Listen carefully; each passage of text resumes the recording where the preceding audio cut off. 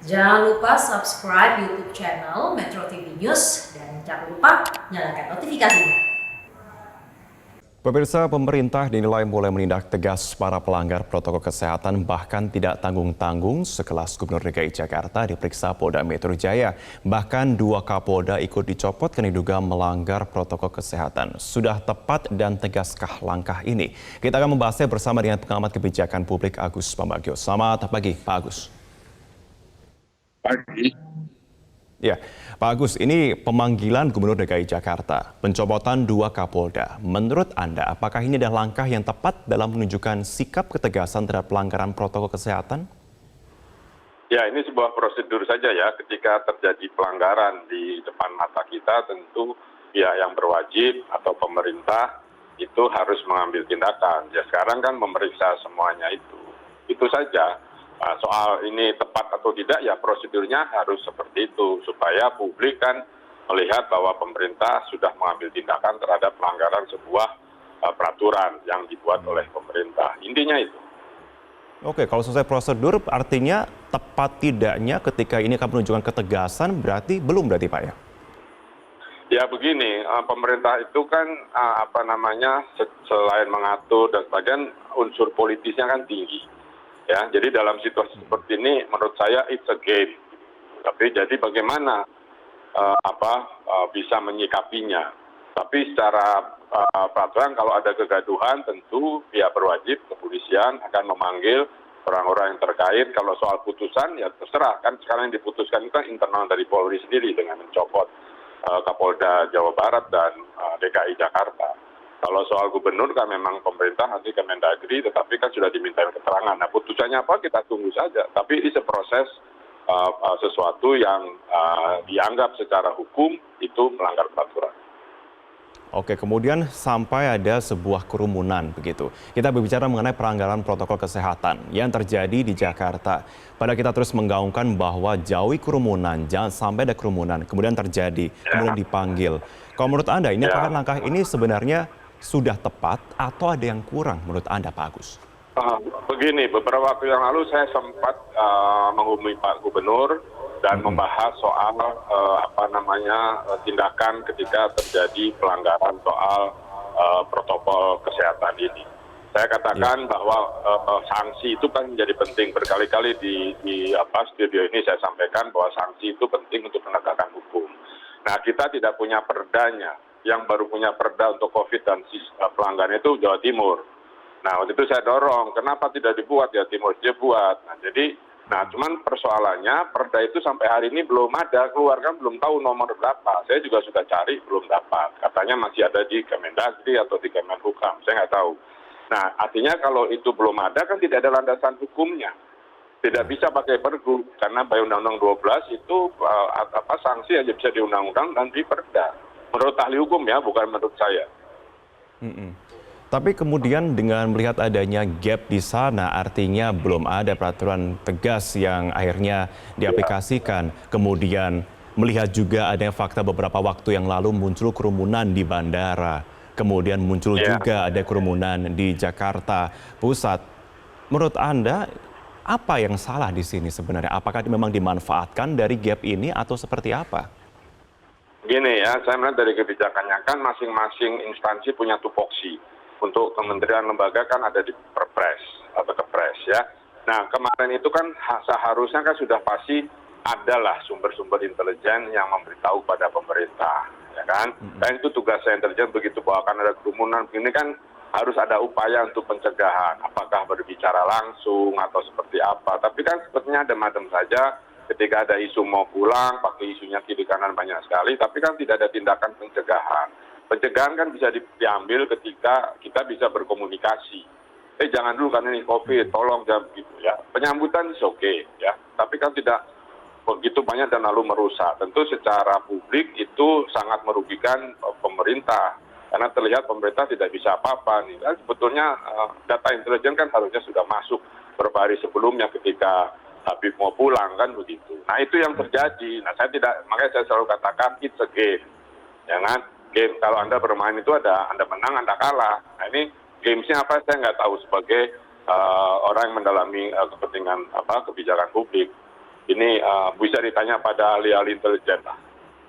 Oke, jika menurut kebijakan publik di sini Pak Agus, dengan langkah yang sudah dilakukan oleh pemerintah dan juga sejumlah pihak begitu ya, dengan kemudian dari pihak kepolisian mencopot adanya Kapolda, 2 Kapolda dan juga memanggil terhadap Gubernur DKI Jakarta. Langkah ini apakah langkah yang menurut Anda langkah yang tepat untuk diambil saat ini atau justru langkah yang terlambat sebenarnya untuk bisa mengembalikan wibawa kita bahwa kita semua memang benar bisa harus menegakkan protokol kesehatan tanpa melihat kelompok manapun, tanpa memandang bulu? Iya begini, kan saya katakan tadi bahwa dari awal kan kita pasti sudah bisa mengantisipasi. Tidak mungkin presiden atau siapapun tidak menerima data itu. Kalau data intelijen dan data-data keamanan lain ada. Nah kalau sekarang terlambat atau tidak, ya dari saat saya pandang itu terlambat karena sangat melanggar protokol kan. Kita tinggal tunggu hari ini kira-kira mungkin 7 hari ke depan. Beberapa naik, asalkan pengetesan swabnya itu stabil ya, misalnya 50.000. Coba kita lihat 50.000, dia yang kenanya berapa. Tapi jangan diturunkan kayak sekarang ke 30 gitu, jangan. 50.000, dapatnya berapa? Ya, nah ini yang kita harus pastikan. Saya terus terang pribadi was-was. Jadi kalau terlambat, ya terlambat. Tapi tindakan itu, yaitu selalu tindakan yang harus diambil. Kalau tidak kan muka pemerintah juga berat. Nah tapi Tangerang kan Banten itu ya, Banten tidak dicopot kayaknya. Padahal kan ada di Tangerang kemarin juga banyak. Jadi ini juga pertanyaan-pertanyaan yang harus dijawab oleh pemerintah. Denda 50 juta menurut Anda apakah cukup di sini untuk bisa memberikan ketegasan? Kita akan jawab usai jeda Pak Agus setelah bersama kami pemirsa di Metro Pagi Prime Time.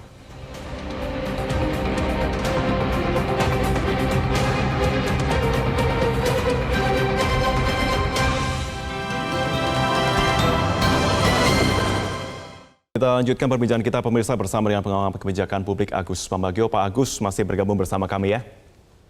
Ya.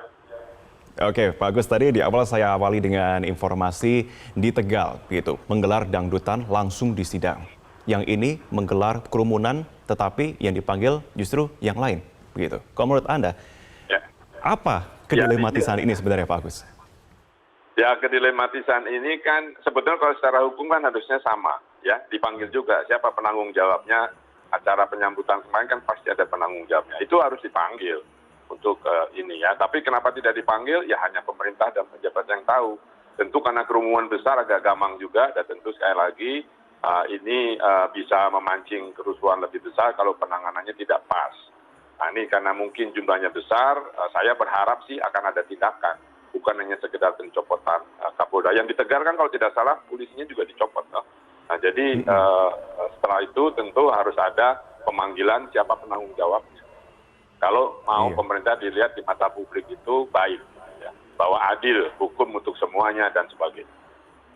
Oke, denda 50 juta juga sudah dilayangkan. Apakah cukup adil atau sudah cukup untuk memberikan efek bahwa jangan macam-macam terhadap pelanggaran protokol kesehatan menurut Anda? Gini, denda 50 juta dasarnya apa? Apakah pakai Undang-Undang Nomor 6 2018 soal karantina kesehatan?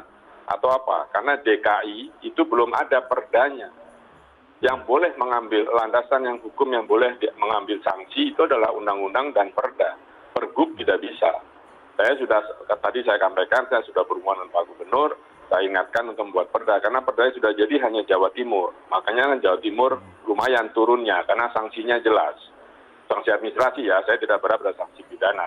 Nah maksud saya kalau ini masih perda, ya tidak ada perdanya 50 juta itu berdasarkan apa? Pertanyaan selanjutnya apa betul sudah disetor 50 juta dan kemana?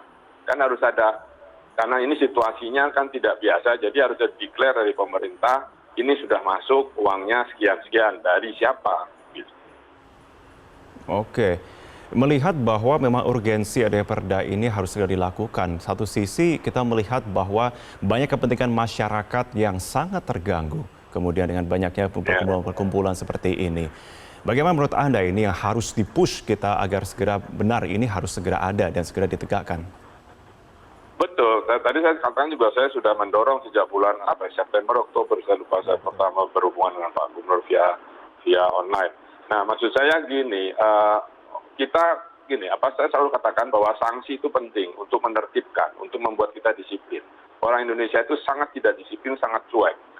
Ya kan? Nah, sanksi untuk urusan begini ya sanksi administrasi, denda, jangan push up itu nggak ada gunanya. Denda pun juga harus pada level tertentu yang membuat orang jerak.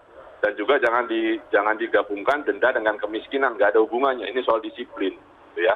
Nah, ini yang menurut saya bikin perda harusnya mudah karena ini situasinya darurat.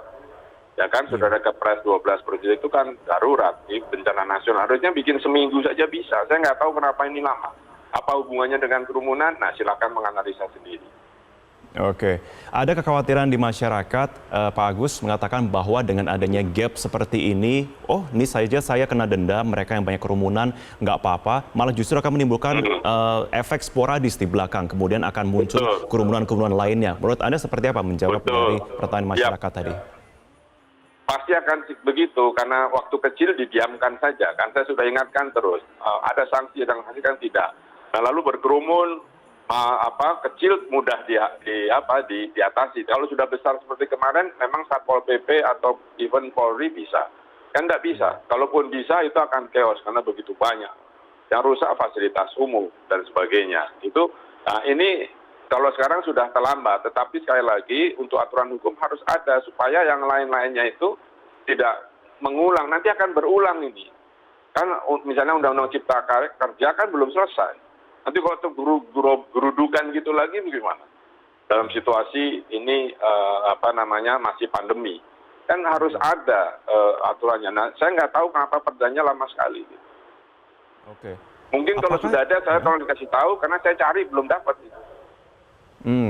Oke, Pak Agus. Kemudian yang harus bertindak di sini apakah dari daerah atau bahkan negara juga harus turun tangan juga untuk mengendalikan dari adanya ironi ini? Ya kalau seharusnya kan itu karena perda ya harus daerah. Ya kan daerah yang punya, kan sekali lagi kalau untuk daerah itu pakai perda, kalau nasional pakai undang-undang. Nah, undang-undangnya mau dipakai yang 6 untuk karantina kesehatan itu. Ya silakan saja, ahli hukum lebih tahu lah, bisa menjelaskan. Tapi kalau sudah melebar ini di ibu kota negara, tentu undang-undang ibu kota negara juga harus dilihat. Ya artinya sudah tidak bisa daerah, ya pemerintah pusat harus turun tangan. Sekali lagi, it's a games yang harus disikapi dengan baik oleh pemerintah. Oke, pertanyaan terakhir saya untuk Anda, Pak Agus. Bagaimana mengembalikan kepercayaan masyarakat agar memang betul ada peran nyata bahwa negara memang betul hadir dan adil dalam menegakkan protokol kesehatan? Ya itu tadi, jadi kan katanya hukum sama untuk setiap manusia, ya warga negara. Jadi kalau ini melanggar, ya tolong diurus. Dipanggil siapa koordinatornya, lalu ditanyakan apa sebabnya, kalau undang-undang ada, kenakan sanksi. Sehingga kalau ini didiamkan, apapun kerumunan itu tidak bisa dipinggirkan. Ya paling diterahin terus kayak kemarin mau di Bundaran HI kan, yang nggak bisa dilarang juga lah, yang besar nggak dilarang. Gitu. Jadi ini memang ujian buat pemerintah untuk melakukan ketegasan mau diapakan, tetapi harus cerdik karena masa sudah besar. Baik, tentunya di sini diharapkan memang harus ada yang tegas juga dan regulasi tentunya yang paling penting kuncinya juga ya untuk benar-benar bisa menjadi kunci. Ya, karena kita nggak bisa ngambil tindakan tanpa regulasi. Baik. Supaya memang benar ini didengar dan juga diharapkan ada langkah yang memang benar-benar bisa tercipta di sini. Ya Pak Agus, agar tidak ada kejadian serupa lagi tidak hanya di Jakarta namun juga banyak daerah di Indonesia. Terima kasih sudah bergabung bersama kami pengamat kebijakan publik Agus Pambagio.